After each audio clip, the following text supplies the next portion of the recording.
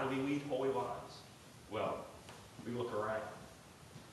This past week, I was in New Orleans for a couple of days. I serve at a church downtown, and we've developed a mission relationship with folks in New Orleans recovering from Hurricane Katrina. And y'all probably saw in the news what happened during the hurricane to the city. And you might even know that over the last 3 years since the storm, not much has changed. Not much has been rebuilt. So we went down to Louisiana this week and helped in a neighborhood called Lakeview, where all the homes had been washed away by the storm. We met a family who lost their home in the storm 3 years ago and been living ever since in a trailer about the size of one of the SUVs you see on the highway. Family of 4, mother and father and 2 girls. And all of them were visually impaired. The father can see a little bit, but the rest of the family is blind. Now, here's what we learned when we were down there. Did you realize that FEMA, the Federal Emergency Management Agency, does not consider blindness to be a disability? So these folks are ineligible for aid. Let me say that again. FEMA's rules say that blindness is not a disability. These people aren't eligible for aid. That's the rule book. But the Diocese of Louisiana has found these people, has picked them out, and is rebuilding their home. We didn't do very much when we were down there. They'd already put up the walls and the roof, and the house is almost ready. We simply put plaster on the walls that joined the plasterboard to each other. But to meet these folks and to hear what they've been through is to see what the gospel means this morning. That we are loved because we reach out and we serve our neighbor. That's not what the rule book says, except it's what the gospel says this morning. And we see it here at Church of the Atonement as well. I have been so grateful over the last several weeks to be welcomed by folks here, to hear your story, to learn about your parish. It's an amazing thing. And last week was a particularly dramatic example of the love that you have for each other. At the 10:30 service, right as it was being started, Gerard George, whom many of y'all know, became ill right up here in one of the front rows. We could all see he wasn't doing well. He was a little bit disoriented.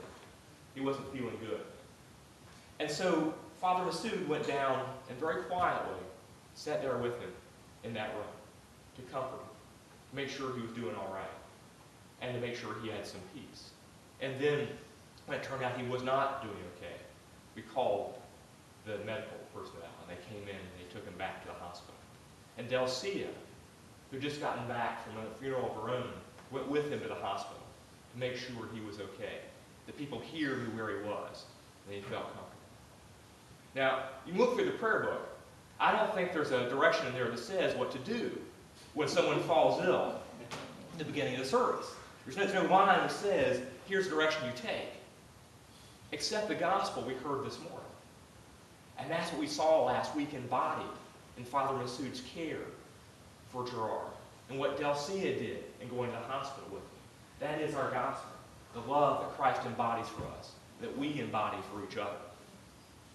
And Father Massoud wasn't alone. Deacon Ann Tillman was there with him. She called the EMTs and made sure they got here and had the right directions. This Sunday is Deacon Ann's last Sunday here at Church of the Atonement. And I've been really amazed to hear about the love that she has for you and the love that you have for her.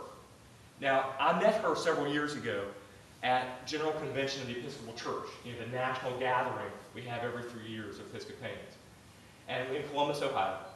And you'll be glad to know the Episcopal Church conducts its business in a place that looks like the biggest high school gymnasium you've ever seen.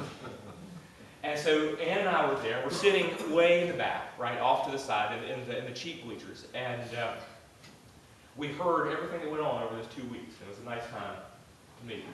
But that's not why she's a great pastor, why she embodies the love we hear about this morning. It's because this summer, when folks, 2 people in the parish died, she helped lead the services and was pastor to their families. And as I stand at the back door every week with her, as people walk out, they say, we can't believe you're going to leave us, because she's meant so much to them. And I know from her how much you've meant to her. That as she leaves, she'll carry with her the love you've given to her over these last months. That is the gospel.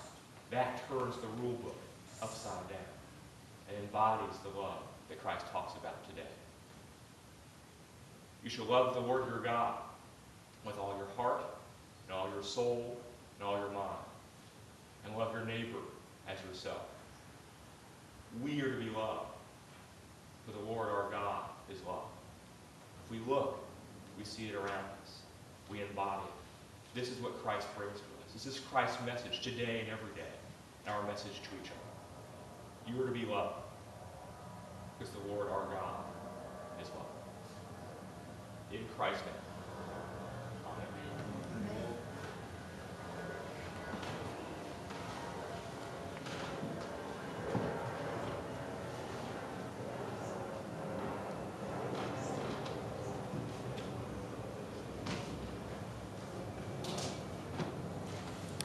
We continue with the Nicene Creed.